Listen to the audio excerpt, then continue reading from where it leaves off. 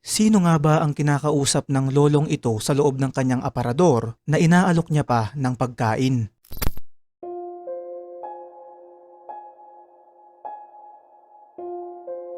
Mga kaibigan, sa videong in-upload ni @Harvey Angeles, makikita dito na meron siyang inaalokan ng pagkain habang nakaharap sa loob ng aparador.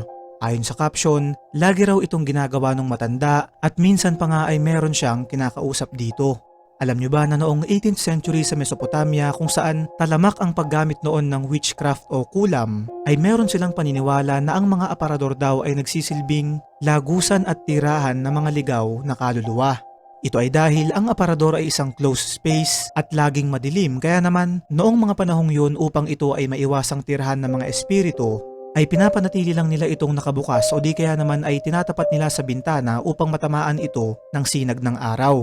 Sa paglipas ng panahon ay nakalimutan na ng mga tao ang paniniwalang to, pero ayon sa ilan hanggang ngayon daw ay may mga espiritu ang patuloy na naninirahan sa mga to. Ikaw kaibigan, noong bata ka ba ay meron ka ding nakikita o kinakausap sa loob ng inyong aparador?